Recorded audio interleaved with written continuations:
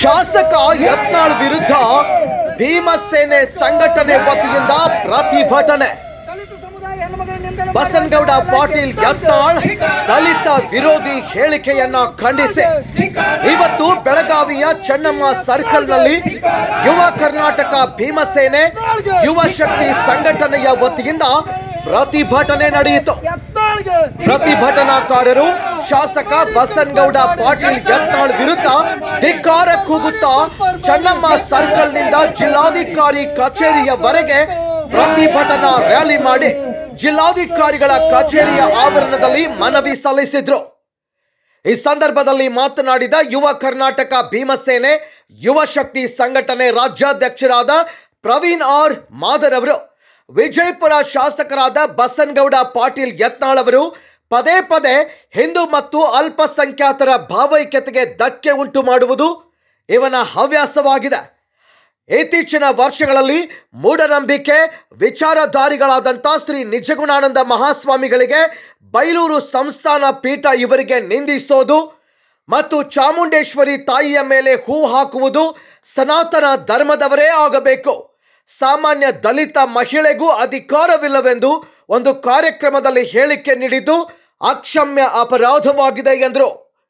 ಈ ಪ್ರತಿಭಟನೆಯಲ್ಲಿ ಹಲವಾರು ಪ್ರತಿಭಟನಾಕಾರರು ಭಾಗಿಯಾಗಿದ್ರು.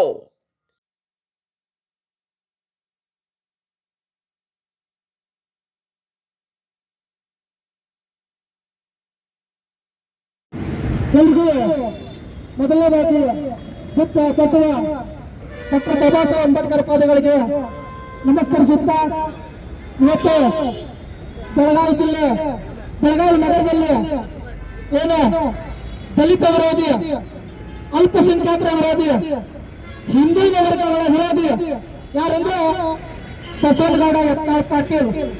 ಈಗಾಗಲೇ ಈ ದೇಶದಲ್ಲಿ ಸರ್ವ ಜನರು ಎಲ್ಲ ಸಮುದಾಯದವರು ಹಿಂದೂ, ಮುಸ್ಲಿಂ, ಕ್ರೈಸ್ತ, ಪಾರ್ಸಿ, ಜೈನ ಎಲ್ಲರೂ ಈ ಸಮುದಾಯದಲ್ಲಿ ಈ ಭಾರತ ದೇಶದಲ್ಲಿ ಭಾರತದಿಂದ ಸೌಹಾರ್ದದಿಂದ ಎಲ್ಲರೂ ಕೂಡಿದ್ದಾರೆ. ಆದ್ರೆ ಕೆಲವು ಕರ್ನಾಟಕ ರಾಜ್ಯದಲ್ಲಿ ನಮ್ಮ ರಾಜ್ಯದ ದುರ್ದೈವ ಅಂತ ಅನಿಸುತ್ತೆ. ನಮ್ಮ ಬಿಜಾಪುರ ಶಾಸಕ ಬಸವನಗೌಡ ಆ ಪದೇ ಪದೇ ಜಾತಿಗಳಲ್ಲಿ ಬೆಂಕಿ ಹಚ್ಚು ಕೆಲಸ ಮಾಡುತ್ತ ನಮ್ಮ ಹಿಂದೂ ಜನರಿಗೆ ಮತ್ತು ನಮ್ಮ ಮುಸಲ್ಮಾನದವರಿಗೆ ಏನಾದ್ರೂ ಅನ್ನೋದು ಕೊರೋನಾ ಬಗ್ಗೆ ಅವಹೇಳಕರ ಮಾತಾಡೋದು, ಮತ್ತೊಂದು ಮಾಡೋದು ಇದೆ. ಇಂಥ ಹುನ್ನಾರ ಮೊದಲಿಂದಲೂ ನಡ್ಕೊಂಡು ಬಂದಿತ್ತು. ಈಗಾಗಲೇ ಏನು ನಮ್ಮ ಮೈಸೂರು ದಸರಾ ಇಡೀ ರಾಜ್ಯದಲ್ಲಿ ನಮ್ಮ ಅಭಿತ್ವರ ದಸರಾ ಒಂದು ಕಾರ್ಯಕ್ರಮ ನಡೆಯೋದಿತ್ತು. ಮುಸ್ತಫಾ ಗೌರ ಅವರ ಅಧ್ಯಕ್ಷತೆಯಲ್ಲಿ ಅವರು ಉದ್ಘಾಟನಾ ಕಾರ್ಯಕ್ರಮ ಭಾಗವಹಿಸಿದ್ರು. ಅದಕ್ಕೆ ಈ ಮುಕ್ತಾಯ ಏನು ಅಂತಂದ್ರೆ ಸನಾತನ ಧರ್ಮದವರು ಆಗಬೇಕಂತೆ, ಸನಾತನ ಧರ್ಮದವರು ಆಗಬೇಕು. ಒಬ್ಬ ದಲಿತ ಸಾಮಾನ್ಯ ದಲಿತ ಮಹಿಳೆಗೂ ಕೂಡ ಅವಕಾಶ ಇಲ್ಲ ಅಂದ್ರೆ ದಲಿತರ ಹೆಣ್ಮಗಳೇನು ಮಾಡಬಾರ್ದನ್ನ, ಪೂಜೆ ಮಾಡಬಾರ್ದನ್ನ. ಯಾಕೆ ಮಾಡಬಾರ್ದು? ಸಮಾನತೆ ಎಲ್ಲರೂ ಈ ಸಮಾನತೆ ಸಂವಿಧಾನ ಕೊಟ್ಟೈತೆ, ನಮಗ ಸ್ವಾತಂತ್ರ್ಯದಿಂದ ಬದುಕೋ ಹಕ್ಕು ಕೊಟ್ಟೈತೆ. ಮುಕ್ತಾಯ ಈ ದೇಶದಾಗ ಬಾಬಾ ಸಾಹೇಬ್ ಅಂಬೇಡ್ಕರ್ ಸಂವಿಧಾನ ಹಿಡಿಬೇಕಾಗಿತ್ತು. ಎಲ್ರಿಗೂ ಏನೇನು ಸನಾತನ ಧರ್ಮ ಆ ಧರ್ಮ ಯಾವ ಧರ್ಮ ಇಂಪಾರ್ಟೆಂಟ್ ಅಲ್ಲ. ಇಲ್ಲಿ ಹಿಂದೂ ಧರ್ಮ ಹಿಂದೂ ರಾಷ್ಟ್ರ ಆಗ್ಬೇಕು ನೀವು ಹೇಳ್ತಿಲ್ಲ, ನಾನು ಹೇಳ್ತೇನೆ, ನಮ್ಮ ಸಂಘಟನೆ ಹೇಳ್ತಾರೆ ಇದು ಭೀಮ ರಾಷ್ಟ್ರ ಆಗಬೇಕು, ಸಂವಿಧಾನ ರಾಷ್ಟ್ರ ಆಗಬೇಕು. ಅದಕ್ಕೆ ನಿನಗೆ ಎಚ್ಚರಿಕೆ ಕೊಡ್ತಾ ಇರೋ ಮಗನ, ನೀ ಏನಾದ್ರು ಇನ್ನು ಮತ್ತೆ ಕಾಲ ಬಿಚ್ಚಿದಂದ್ರೆ ಮೊನ್ನೆ ನಮ್ಮ ಪೂಜ್ಯ ಮಹಾಗುರು ಬಸವಣ್ಣವರ ಬಗ್ಗೆಯನ್ನು ಕೂಡ ಲಿಂಗಾಯತ ಧರ್ಮವನ್ನು ಸ್ಥಾಪಿಸಿಲ್ಲ ಅಂತ ಹೇಳ್ತಾ ನಿಂದು ಮತ್ತೆ ನೀನು ಸ್ಥಾಪಿಸಿ ಈ ಮಗನ. ಅದಕ್ಕೆ ಇನ್ನು ಏನಾದ್ರೂ ಮಾತಾಡಿದ್ರೆ ನಾವೇ ಯುವ ಕರ್ನಾಟಕ ಭೀಮಸೇನೆ ಸಂಘಟನೆ ಎಲ್ಲ ಪದಾಧಿಕಾರಿಗಳನ್ನ ಮನೆಗೆ ಮುತ್ತಿಗೆ ಹಾಕಿ ನಿನ್ನ ತಲೆ ಬೇಯಿಸಿ ನಾಮ ಹಾಕಿ ಮೆರವಣಿಗೆ ಮಾಡುವಂತ ಕೆಲಸ ನಾವು ಭೀಮ ಸೈನಿಕರು ಮಾಡ್ತೇವೆ ಅಂತ ನಿನಗೆ ಎಚ್ಚರಿಕೆ ಕೊಡ್ತಾ ಇದ್ದೇವೆ. ಮತ್ತೆ ಈಗಾಗಲೇ ನಾವು ಗೌರವಾನ್ವಿತ ನಮ್ಮ ಡಾಕ್ಟರ್ ಜಿ ಪರಮೇಶ್ವರ್ ಒಂದು ವಿನಂತಿ ಮಾಡ್ಕೊಳ್ತೇವೆ. ಗೃಹ ಇಲಾಖೆ ಅವ್ರ ಕಡೆ ಐತಿ. ಈಗಾಗಲೇ ಸುಮಾರು 72 ಪ್ರಕರಣಗಳಿದ್ದಾವೆ, ಆದರೂ ಕೂಡ ಅವರು ಯಾರು ಬಂಧನ ಮಾಡ್ತಾ ಇಲ್ಲ. ಅದಕ್ಕಾಗಿ ನಮ್ಮ ದಲಿತ ಸಮುದಾಯದ ಹೆಣ್ಮಗಳಿಗೆ ನಿಂದನೆ ಮಾಡಿದ ಅಟ್ರಾಸಿಟಿ ಪ್ರಕರಣ ದಾಖಲಾಗೈತಿ, ಆದರೂ ಕೂಡ ಅವನು ಬಂಧನಾಗಿಲ್ಲ.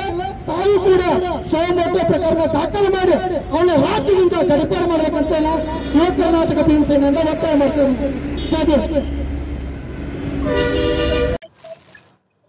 ಏನು ಮಾನ್ಯ ಡಾಕ್ಟರ್ ಜಿ ಪರಮೇಶ್ವರ್ ಅವರಿಗೆ ಗೃಹ ಮಂತ್ರಿಗಳು ಕರ್ನಾಟಕ ಸರ್ಕಾರ ಅವ್ರಿಗೆ ಏನು ವಿನಂತಿ ಮಾಡ್ಕೊಳ್ತಾ ಇದ್ದಾರೆ ಅಂದ್ರೆ, ನಮ್ಮ ಕರ್ನಾಟಕ ರಾಜ್ಯದಲ್ಲಿ ವಿಜಯಪುರ ಶಾಸಕರಾದಂಥ ಬಸವನಗೌಡ ಯತ್ನಾಳ್ ಪಾಟೀಲ್ ಅವರು ಏನು ಪದೇ ಪದೇ ತಮ್ಮ ನಾಲಿಗೆಯನ್ನು ಹರಿಬಿಡುವಂಥ ಕೆಲಸಗಳನ್ನ ಮಾಡ್ತಾ ಇದ್ದಾರೆ.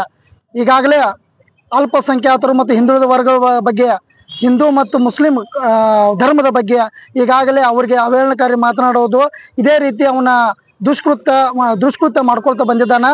ಮತ್ತು ಈಗಾಗಲೇ ಈಗ ದಲಿತ ಸಮುದಾಯದ ಹೆಣ್ಮಗಳಿಗೂ ಕೂಡ ಮೈಸೂರು ಏನು ದಸರಾ ವಿಚಾರವಾಗಿ ಒಬ್ಬ ಸಾಮಾನ್ಯ ದಲಿತ ಮಹಿಳೆಗೂ ಕೂಡ ಸನಾತನ ಧರ್ಮದವರೇ ಹೂ ಹಾಕಬೇಕು, ಚಾಮುಂಡೇಶ್ವರಿಗೆ ಹೂ ಹಾಕಬೇಕು, ಸಾಮಾನ್ಯ ದಲಿತ ಮಹಿಳೆಗೂ ಕೂಡ ಅವಕಾಶ ಇಲ್ಲ ಅಂತ ಯಥೇಚ್ಛವಾಗಿ ಮಾತಾಡ್ಯದ. ಮತ್ತು ಇದರಿಂದ ನಮ್ಮ ದಲಿತ ಸಮುದಾಯಕ್ಕೆ ಅನ್ಯಾಯ ಆಗಿದ್ದು ಮತ್ತು ದಲಿತ ಸಮುದಾಯ ಹೆಣ್ಣುಮಗಳಿಗೆ ನೋವು ಉಂಟು ಮಾಡೈತಿ. ಇಡೀ ದಲಿತ ಸಮುದಾಯದ ಕ್ಷಮೆ ಕೇಳಬೇಕು.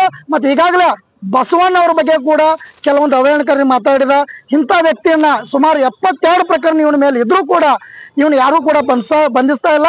ಹಾಗಾಗಿ ಮಾನ್ಯ ಗೃಹ ಮಂತ್ರಿಗಳು ಇವನ ಮೇಲೆ ಸೋಮೋಟೋ ಪ್ರಕರಣ ದಾಖಲಿಸಿ ಮತ್ತು ಈಗಾಗಲೇ ಅಟ್ರಾಸಿಟಿ ಪ್ರಕರಣ ದಾಖಲಾದ್ರೂ ಕೂಡ ಅವನು ಬಂಧಿಸಿಲ್ಲ. ಇವೆರಡೂ ಪ್ರಕರಣ ದಾಖಲಿಸಿ ರಾಜ್ಯದಿಂದ ಗಡಿಪಾರು ಮಾಡ್ಬೇಕಂತ ನಾವು ಯುವ ಕರ್ನಾಟಕ ಭೀಮಸೇನೆಯಿಂದ ಒತ್ತಾಯ ಮಾಡ್ತೇವೆ ಸರ್. ವರದಿ ನಿಜಾಮ್ ಪಟೇಲ್, F9 ನ್ಯೂಸ್, ಬೆಳಗಾವಿ.